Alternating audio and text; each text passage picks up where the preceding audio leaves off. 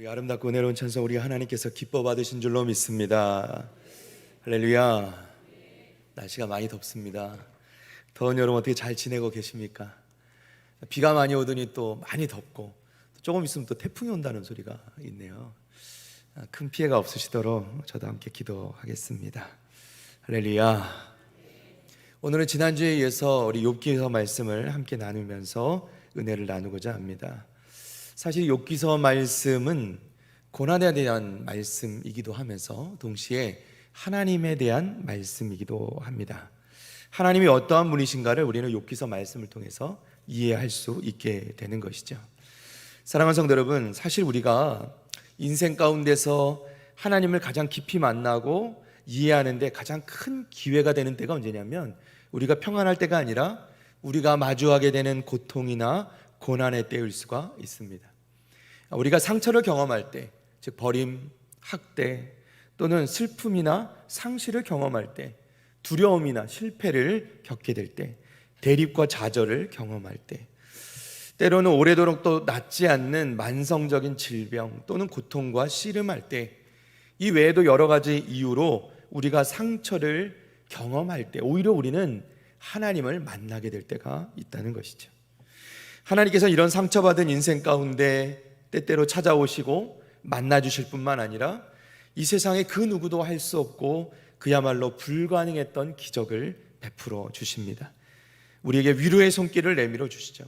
그리고 그 지극한 고통과 슬픔 가운데 있던 사람들이 이 하나님의 도우심과 위로하심과 그 치유하시는 은혜를 경험하게 되는 것이에요. 그리고 그때 경험하는 그 기쁨과 감사는 경험한 사람들만이 누릴 수 있는 것입니다. 사랑하는 우리 북일의 성도들은 한 분도 빠짐없이 이런 하나님의 크신 은혜를 경험하시는 복된 성도들 다 되시기를 주님의 이름으로 축원합니다. 축원합니다. 경험해 봐야 된다는 거예요. 그죠? 한 번쯤은 경험해 봐야 돼요. 우리가 항상 이렇게 은혜만 누리면서 살면 참 좋겠는데, 그러나 또 다른 때에는 우리가 이런 지극한 고통 또 고난 가운데 있음에도 불구하고 하나님을 만나지 못할 때도 있어요. 하나님께서는 마치 무관심하신 것처럼 보일 때가 있어요. 분명히 같은 하나님이신데 하나님께서 내가 당하는 이 불행을 깨뜨리시고 우리가 생각하는 행복으로 바꾸실 수 있는 분이라는 것을 내가 분명히 알고 있고 믿고 있는데도 불구하고, 그럼에도 불구하고 하나님께서는 나를 도우시고 건져주시기 위해서 마치 우리 느낌에 손가락 하나도 까딱하지 않으시는 것처럼 느껴질 때가 있다는 거예요. 우리의 믿음이 시험을 받을 때 바로 이런 때죠. 하나님께 도움을 요청하는 우리의 부르짖음이 들리지 않는 것 같고 우리가 바라는 응답이 채워지지 않는 것 같아요. 이때 우리가 조심하지 않으면요, 우리는 이 상황 자체로 인해서 상처를 입음과 동시에 이것이 하나님께 대한 상처가 되고 또 일종의 이 트라우마라 그러죠. 일종의 이런 트라우마로 남게 될 때가 있을 수도 있다는 것이죠. 제가 신학대학 시절에 딱 요맘때입니다. 신학생들은 열심히 각 교회에서 이제 여름 사역을 열심히 할 때입니다. 저는 사실 이제 1학년 때라 전도사는 아니었고요, 교사로 봉사를 할 때입니다. 교사라고 해도 이때는 뭐 신학생이라 그러면 교사가 아니라 거의 전도사만큼 일을 하죠. 거의 뭐 안 맡은 게 없이, 그리고 뭐 온갖 수련을 다 쫓아다녀야 되는데, 그런데 이제 이 수련회와 뭐 낙도 오지 선교도 다녀오고 이러고 나서 돌아왔는데 저희 같이 있던 선배님 한 분이 세상을 떠났다는 소식을 듣게 됐습니다. 저는 아직 1학년이라 그 선배 전도사님에 대해서 깊이 알지는 못했지만 제가 이제 속했던 파이디온 선교회라는 곳에 제가 속해 있었는데 그 선교회에 이제 같이 속해 있었던 선배님이셨고, 또 몇 번 이제 만남을 통해서 이미지도 굉장히 좋고 굉장히 이렇게 잘생기셨어요. 그리고 키도 크시고 또 이렇게 남자분이신데, 전사님이신데 군대 갔다 온 이제 예비역이시죠. 근데 너무 이제 좀 멋지게 보이신 선배님이시고 또 주변의 평도 너무 좋아서 저 선배님 너무 멋있다 이렇게 생각했던 분이셨거든요. 그런데 갑자기 그분이 세상을 떠나셨다는 거예요. 그런데 그 선배가 어떻게 세상을 떠나게 됐는지 이야기를 듣고 더 충격을 받았습니다. 뭐냐면 이 전사님께서 이제 수련회 가셨다가 아이들 데리고 바닷가로 가셨는데, 이제 은혜롭게 말씀도 전하시고 이제 교사들하고 이제 아이들하고 모여서 이제 점심 식사를 하고 계시는데, 이 장난기 많은 청소년 아이들, 이 아이들 중에 어떤 놈이에요. 물론 이 아이도 참 많이 힘들었을 텐데, 이 아이 하나가 깊은 물도 아니고 이 허리 정도나 오는 물이 있는 곳에서 마치 물에 빠진 것처럼 연기를 한 거예요. 장난을 친 거죠. 그리고 다른 애들은 또 달려와서 전도사님께 친구가 물에 빠졌노라고 이제 이야기를 한 거죠. 식사를 하시던 전사님이 깜짝 놀라셔서 식사하시다 말고 이제 이 아이를 구하겠다고 뛰어드셨는데, 그 이 허리만치 오는 깊지도 않은 물에 갑작스럽게 식사를 하시다가 그래서 그랬는지 뛰어드시는 순간 심장 쇼크가 오면서 그 자리에 바로 쓰러지신 거예요. 응급실로 옮겼지만 결국 소천하시고 말았습니다. 어린 신학생이었던 제게는 큰 충격적인 사건이었어요. 그냥 단지 죽음 자체보다 이런 일이 생길 수 있다는 것에 더 큰 충격이 되더라고요. 그 젊은 전도사님, 지금 생각해보면 25, 26살 정도 됐을 겁니다. 그리고 그 멋진 착한 그 전도사님이 너무나도 어이없는 상황으로 이 세상을 떠나야 하는 것을 본 거죠. 순간 하나님이 너무 불공평하게 느껴지는 거예요. 그리고 무엇보다 바로 저도 그 길을 가야 한다는 것이 순간 두렵게 느껴지기까지 했습니다. 제 이제 어린 생각에 목회자들이 그렇잖아요. 그래도 하나님이 부르셨고 하나님이 택하신 길을 가는 것인데, 그러면 이제 하나님께서 지켜주시고 이제 아무려면 그래도 더 건강하고 더 이제 막 이렇게 힘있게 살아갈 것 같은 어떤 그런 기대감에 왔는데, 눈앞에서 그리고 제가 아는 그 선배 전사님이 그렇게 어이없게 세상을 떠나는 것을 보고 머릿속이 굉장히 복잡해지더라고요. 여러분은 어떠신가요? 이런 경험을 해보신 적은 혹시 있지 않으십니까? 저는 솔직하게 말씀드리자면 목사가 되고 나서도 하나님께 대해서 순간마다 하나님, 이게 맞는 건가요? 이건 좀 너무 하시는 거 아니세요? 하나님, 이건 아닌 것 같은데요? 하나님, 도대체 왜 이런 일이 있는 거죠? 라고 질문하고 매달린 적이 많이 있습니다. 솔직히 말씀드리는 겁니다. 제가 좀 아직은 덜 성숙하기 때문일 수도 있을 겁니다. 그런데 여러분, 말씀을 보다 보니까요, 오늘 말씀에 등장하는 이 주인공 욥, 이 욥은 어떻죠? 여러분, 이 욥기서를 함께 읽어보셨지 않습니까? 이 욥기서를 읽어보면 이 욥이 사단의 시험으로 말미암아 하루아침에 전 재산과 자녀들과 자신의 건강까지도 다 잃어버리죠. 이런 와중 가운데 분명 욥은 하나님을 향한 믿음을 저버리진 않았습니다. 하나님이 정말 계신가? 이렇게 질문하진 않았어요. 분명히 하나님이 계시는 그 믿음은 가지고 있어요. 그런데 그럼에도 불구하고 이 욥의 친구들이 욥을 위로하려고 찾아와서 또 이 욥에게 위로가 되는 말을 한다고 했지만, 결국 그 말들이 보면 이제 이 욥에게 오히려 상처를 주는 말들을 이제 쏟아내게 되죠. 왜냐하면 이 친구들이 가지고 있는 그 생각이라는 것 자체가, 이 사상, 이 원리가 있는데, 그게 뭐냐면 이른바 말하는 권선징악이라는 거예요. 뭐냐면 선을 행하면 상을 받고 악을 행하면 벌을 받는다는 거죠. 이들은 이 권선징악의 원리에 비추어서 욥을 비난합니다. 그리고 비판하는 거예요. 물론 하나님은 공의의 하나님이십니다. 선은 상을 주시고 악은 벌하시죠. 그러나 이 기준을 가지고 모든 것을 일반화시켜버리면 굉장히 큰 오류를 만나게 되죠. 우리의 기준으로 하나님을 규정시키는 것이 얼마나 위험한 것인가를 보여주는 게 바로 이 욥기서 말씀입니다. 그러니까 욥기서의 말씀은 중요한 이 기준점이 되는 주제가 뭐냐면, 욥은 분명 의인이었는데 고난을 받는다는 거잖아요. 그죠? 의인도 고난을 받을 수 있다. 이게 이제 욥기서의 주제가 되는 겁니다. 여러분, 의인도 고난을 받을 수 있습니다. 믿으시면 아멘.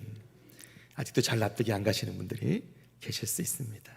그러나 여러분, 성경 말씀을 읽어보면 특히나 이 욥기서 말씀에서 그것을 분명히 우리에게 말씀해주고 있는 거예요. 욥의 친구들의 관점에 볼 때 이 욥이 당하는 고난은 분명히 그 원인이 욥에게 있어야 되는 거예요. 욥이 잘못했기 때문에 벌을 받는 겁니다. 고난을 당하는 거예요. 그러니까 욥이 빨리 자신이 행한 죄를 하나님 앞에 회개하고 돌이켜야만 이 고난이 끝이 날 거라는 그런 확신을 가지고 있는 겁니다. 그래서 이야기를 하는 거예요. 그런데 이런 친구들의 이야기가 이 욥 자신을 위하고 걱정해서 하는 말이라는 것을 분명히 욥도 알아요. 그럼에도 불구하고 한편으로는 또 욥은 이것을 도무지 인정할 수가 없는 겁니다. 이걸 인정할 수가 없는 거예요. 자기에겐 해당되는 얘기가 아니라는 거예요. 그리고 욥은 하나님을 믿지 않는 것은 아니지만 그럼에도 불구하고 하나님께 자신이 당하는 그 고통을 토로하는 것을 보게 됩니다. 하나님, 이건 아니지 않습니까? 라고 하나님께 끊임없이 호소하는 거예요. 자, 욥기서 23장 8절과 9절입니다. 오늘 우리가 읽은 말씀인데요. 그런데 내가 앞으로 가도 그가 아니 계시고 뒤로 가도 보이지 아니하며 그가 왼쪽에서 일하시나 내가 만날 수가 없고 그가 오른쪽으로 돌이키시나 배울 수 없구나. 자기가 그토록 믿고 따르던 하나님이신데 정작 내가 고통을 당하고 고난을 당하고 있는데 그 어디에서도 하나님을 찾을 수도 없고 만날 수도 없더라는 거예요. 하나님을 찾는데 찾을 수가 없어요. 하나님께서 분명히 일하고 계시다는 것을 내가 알고 믿고 있는데 정작 그 하나님께서 내가 이렇게 고통 가운데 있는데 하나님께서는 이 고통 가운데 있는 나를 건지시려고, 나를 도와주시려고 어떤 일을 하고 계시다는 것을 전혀 느낄 수가 없다는 거예요. 그게 이 욥이 부르짖는 이야기입니다. 사랑하는 성도 여러분, 혹시 지금 이 순간에도 이 욥과 같은 이런 상황을 겪고 계신 분이 계시다면 여러분, 용기를 잃지 마시기를 바랍니다. 왜냐하면 이 질문이라는 게요, 이 욥이나 또는 몇몇 사람들만 하는 것이 아니라 이른바 뭐죠? 내가 아플 때 하나님은 어디 계시는 거예요? 내가 고통스러울 때 하나님은 어디 계십니까? 라고 묻는 이 질문 자체가 여러분과 저뿐만 아니라 수천 년 동안 믿음의 사람들이 계속 해온 질문이라는 겁니다. 그리고 또 이 질문에 대한 대답을 하나님께서는 분명히 주셨는데 그것은 뭐냐면 그 하나님께서는 지금도 여러분을 위하여 일하고 계시다는 것입니다. 일하고 계시다. 내가 너와 함께 있다. 여러분, 이것을 아는 것이 우리가 욥기서를 읽어야 되는 이유예요. 하나님은 정말 내게 관심이 있으신가? 하나님께 있어서 나란 존재는 뭔가? 하나님 혹시 나를 잊으신 것은 아니신가? 하나님 때때로 내게 화를 내고 계신 것은 아닌가? 우리가 여러 가지 생각이 들 때가 있어요. 이런 끊임없는 질문에 하나님께서는 이렇게 말씀하시는 거예요. 아니, 너는 내게 너무나도 중요한 사람이야. 너는 내 사랑하는 자녀야. 너는 내게 너무나도 소중해. 나는 너를 결코 잊지 않고 있단다. 나는 내게 화난 것이 아니야. 난 지금도 변함없이 너를 사랑해. 있잖아, 나는 네가 정말 행복하길 원해. 이 하나님 말씀이에요. 욥이 하나님께 묻습니다. 하나님, 제가 이렇게 고통스러운데 하나님은 도대체 어디 계십니까? 제가 앞으로 가도 보이시질 않고 뒤로 가도 보이시질 않고 왼쪽에도 오른쪽에도 보이시질 않으니 도대체 어디 계신 겁니까? 우리 욥기서를 보면 어떠한 고난이 와도 참아라, 인내해라, 이런 이제 교훈을 욥기서를 통해서 주시는 말씀들을 많이 듣게 됩니다. 그런데 제가 욥기서를 묵상해 보니까요, 웬걸요? 욥을 보니까 참는 것 같지 않아요. 말씀드렸잖아요. 끊임없이 그냥 친구들의 이야기를 들으면서 인정을 안 합니다. 논쟁해요. 싸웁니다. 치열하게 싸워요. 억울하다는 거예요. 이것이 결코 나로 말미암은 것이 아니라는 거예요. 그러면서 마침내는 하나님께도 억울한 마음을 토로하는 거죠. 이렇게 보면 욥도 우리와 별반 다를 게 없어 보이더라고요. 여러분, 다른 인물을 한번 보겠습니다. 다윗을요, 성경에 보면 하나님 마음에 합한 자라 말씀합니다. 하나님께 인정받는 사람이었어요. 그런데 이 다윗의 삶을 보면, 그리고 그가 적어내는 이 글들을 보면, 특별히 이제 시편에 보면 이 다윗의 시가 많이 나오는데요. 물론 이제 다윗의 시 중에는 시편 1편이나 23편처럼 여호와는 나의 목자시니 내게 부족함이 없으리로다, 이런 아름다운 시들이 많이 있어요. 이 시편을 설교하는 어느 목사님께서 그러시더라고요. 자신은 다윗을 너무 좋아하고 아름다운 인물로만 알았는데 이 시편을 설교하느라고 이 말씀을 연구하다 보니까 다윗이요, 시편 중에 아름다운 찬양을 노래하는 것보다 하나님 앞에 막 원망하고 막 이렇게 막 자기를 해코지하는 그 악인들을 대하여서 저주하는 내용을 담은 시편이 훨씬 더 많더라는 거예요. 다윗이요, 하나님 마음에 합한 자라 불렸던, 인정받는 다윗이 말이죠.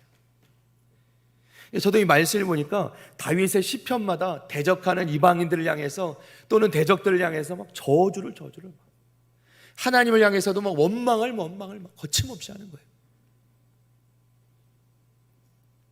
하나님, 제 얘기 좀 들어주십시오. 하나님, 제게 왜 그러십니까? 하나님, 저들을 좀 보십시오. 저 악인들 가만두십니까?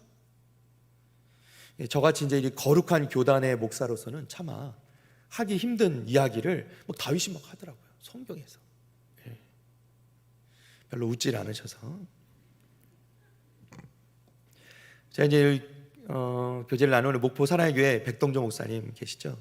우리 백동정 목사님께서도 가끔 이제 이야기를 나누실 때 뭐라 그러냐면, 목회자도 가끔 욕 테라피가 좀 필요하다, 이렇게 너무 거룩한 말만 하다 보면 이게 병이 된다고, 가끔은 좀 욕도 할 줄 알아야 된다. 목사님이 이렇게 백동정 목사 가끔 욕을 하시는데 이렇게 굉장히 이렇게 은혜롭게 하세요, 욕을. 저도 흉내를 좀 내봤는데 안 되더라고요. 이게 맛이 안 나더라고요. 근데 어쨌든 이 믿음의 사람들도 다 참고 거룩한 말만 하고 있는 것이 아니더라는 거예요. 자, 그러면 믿음의 사람들은 뭐가 다르냐는 거예요. 세상 사람들과 뭐가 다르냐? 똑같이 그렇게 원망하고 불평하면 뭐가 다르냐? 다시 욥기서로 돌아와 보니까 이 욥이 고난을 겪는 동안 하나님 도대체 어디 계십니까? 이렇게 하나님께 원망하듯이 토로하듯이 하면서 어찌 보면 낙심한 것처럼 보이고 원망하는 것처럼 보이는데, 그럼에도 불구하고 그 끝에 가서 이런 고백을 합니다. 자, 욥기서 23장 10절 말씀입니다. 우리 다 같이 한번 읽어볼까요? 시작. 그러나 내가 가는 길을 그가 아시나니 그가 나를 단련하신 후에는 내가 순금같이 되어 나오리라. 아멘. 할렐루야. 내가 가는 길을 그가 아시나니 그가 나를 단련하신 후에는 내가 순금같이 되어 나오리라. 이게 믿음이에요. 이 종국에 가서, 이 끝에 가서 어떤 일이 벌어질지를 나는 안다는 거예요. 그거에 대한 확신이 있는 거죠. 그것이 다른 겁니다. 자, 여기 보면 그가 나를 단련하신 후에는 이렇게 하죠. 여기 단련이라는 것은 하나님께 주시는 테스트를 의미합니다. 테스트. 여러분은 최근에 어떤 테스트를 경험하시는지, 여러분은 그 테스트를 통해서 좋은 것이 나왔다고 생각하십니까? 이 단련, 즉 테스트라는 것은 분명히 우리 가운데서 불순물을 태워서 제거해 버릴 수 있는 것입니다.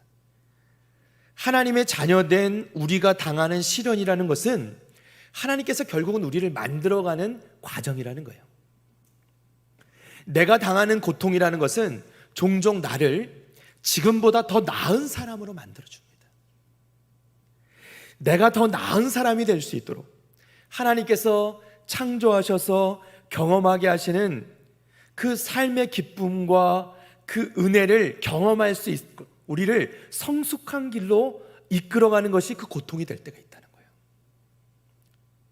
그 고통과 고난을 당하면서 여러분, 우리는요 점점 더 어떻게 되냐면 예수님을 닮아가는 거예요.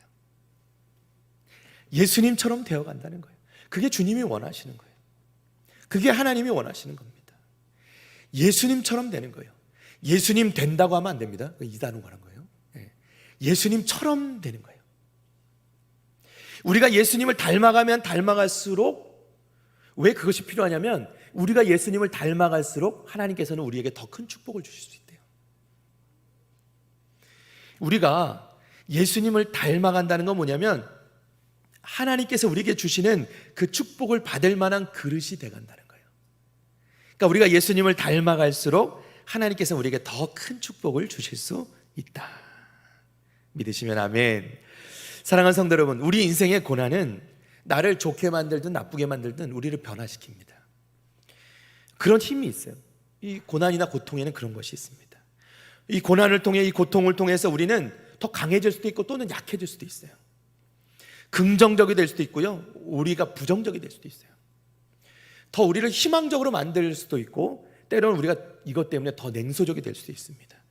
중요한 것은 이 고통이나 고난에 대한 우리의 태도가 중요해요. 우리의 반응이 중요합니다. 그러면 우리는 어떻게 반응해야 되는가? 오늘 말씀을 몇 가지 보면서 이것을 살펴보기 원하는데요. 시편 27편 14절 말씀입니다. 다 같이 한번 읽어보겠습니다. 시작. 너는 여호와를 기다릴지어다. 강하고 담대하며 여호와를 기다릴지어다. 아멘. 할렐루야. 무엇을 하라고 말씀하세요? 여호와를 기다리라. 기다리라. 따라해 볼까요? 여호와를 기다리라. 여호와를 기다리라. 하나님을 기다리라. 사랑하는 성도 여러분, 우리에게 문제가 닥쳤을 때, 우리에게 문제가 생겼을 때 가장 중요한 게 뭐냐면 기다리는 거예요. 여러분은 잘 기다리십니까? 나는 잘 기다리고 있습니까? 아니면 막 씨름하고 있습니까? 여러분, 야곱을 보세요. 성경에 나오는 야곱을 보면요, 야곱은 끊임없이 씨름하려고 해요. 씨름하려고 합니다. 자기가 어떻게든 이 문제를 해결하려고 씨름합니다. 하나님하고도 씨름해요. 문제하고도 씨름하고. 그런데 사실 이것은요, 하나님께서 정말 원하시는 것은 아닙니다. 하나님께서는 우리가 어떠한 문제이든 간에 하나님을 향한 믿음으로 접근하기를 원하세요. 하나님의 목표는 우리가 문제없는 삶을 사는 게 아니에요. 우리 삶 가운데, 우리 신앙생활 가운데 항상 문제가 있게 마련입니다. 근데 중요한 것은 그 문제를 통해서 우리가 어떻게 해요? 예수님을 더 닮아가기를 원하신다니까요. 그 문제 때문에 우리는 그 문제를 다룸으로써, 그 문제를 해결해 감으로써, 그 문제를 어떻게 대하느냐에 따라서 우리는 더 성숙해지고 예수님을 더 닮아가게 되는 거예요. 예수님께서 그러하셨듯이, 우리가 예수님을 닮아가면 예수님께서 그러하셨듯이 우리는 우리 아버지 되시는 하나님을 전적으로 신뢰하고 믿게 되면서 하나님의 때를 기다릴 수 있게 되는 거죠. 우리는 기다려야 되는 겁니다. 자, 히브리서 6장 13절 15절 말씀인데요, 하나님이 아브라함에게 약속하실 때에 가리켜 맹세할 자가 자기보다 더 큰 이가 없으므로 자기를 가리켜 맹세하여 이르시되 내가 반드시 너에게 복주고 복주며 너를 번성하게 하고 번성하게 하리라 하셨더니, 15절은 다 같이 읽겠습니다. 시작. 그가 이같이 오래 참아 약속을 받았느니라. 아멘. 할렐루야. 자, 하나님이 약속을 주세요. 축복의 약속을 주시는데, 아브라함이죠. 아브라함에게 축복의 약속을 주시는데 아브라함이 그것을 이같이 오래 참아 약속을 받았느니라 이렇게 말씀하세요. 여기서 우리가 주목해 볼 말은 이같이라는 말이에요. 이같이는 어떤 모습을 말하냐면 하나님의 뜻을 따라서, 하나님의 방법을 따라 오래 참았다는 거예요. 이같이, 그야말로 그의 삶 가운데 보여준 것 같이 하나님의 방법대로 오래 참았다. 그렇게 기다렸다. 이게 중요한 겁니다. 하나님께서는 아브라함에게 놀라운 축복을 약속해 주셨습니다. 아브라함은 이 약속을 바라보고 이같이 오래 참아 결국 약속을 받았다는 거예요. 그런데 우리는 분명히 알고 있죠. 아브라함이 어떻게 살았는지. 아브라함은요, 이 약속을 기다리는 동안 완벽하게 산 게 아니었어요. 몇 번의 실수를 저지르죠. 마음이 조급해서 몇 번의 실수를 저질러요. 그러나 아브라함은 이런 실수를 거듭함에도 불구하고 더 앞으로 나아갔다는 거예요. 실수했다고 하나님께 나아가는 것을 멈추지 말라는 거예요.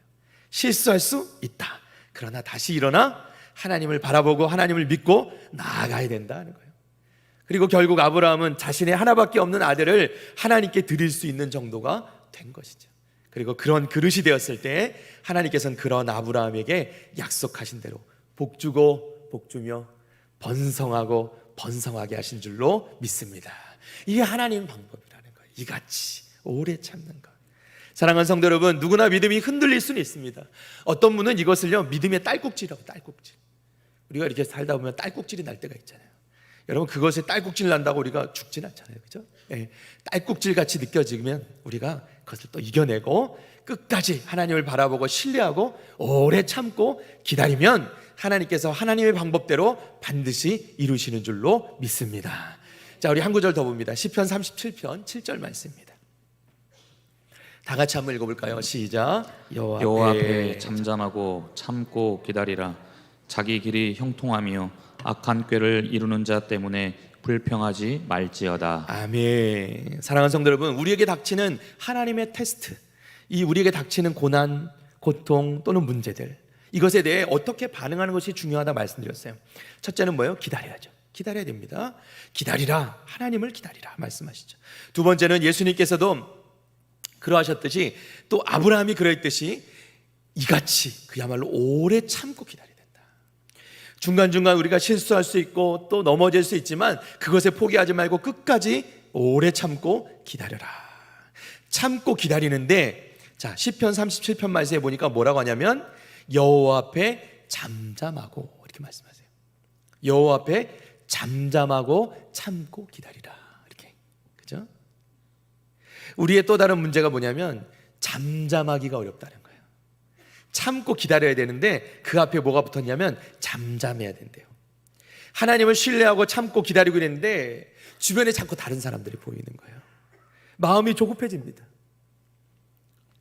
뒤에 보니까 뭐라고 되어 있냐면 자기 길이 형통하며 악한 꾀를 이루는 자 때문에 불평하지 말지어다, 이렇게 말씀하세요.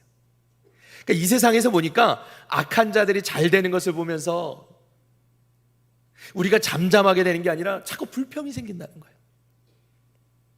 그러나 성경은 우리에게 뭐라고 말씀하시냐면 여호와 앞에 잠잠하라, 이렇게 말씀하세요. 근데 이 잠잠하라는 말을 또 영어 성경으로 보니까요 rest in the Lord라고 되어 있어요. rest라는 말은 무슨 뜻이냐면 쉬라는 겁니다. 쉬라.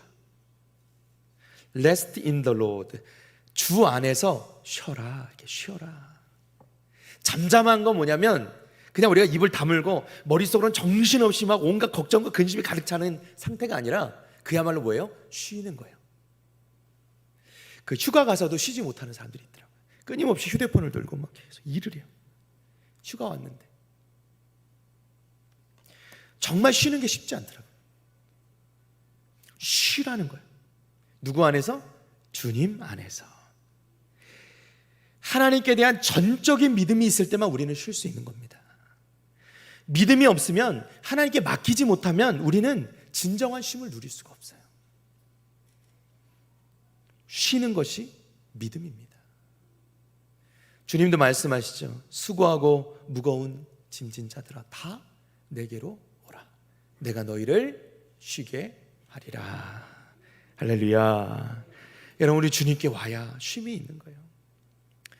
말씀을 정리합니다. 창세기 50장 20절 말씀입니다.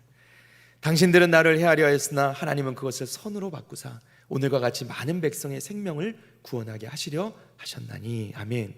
누구의 고백이냐면 요셉의 고백이에요.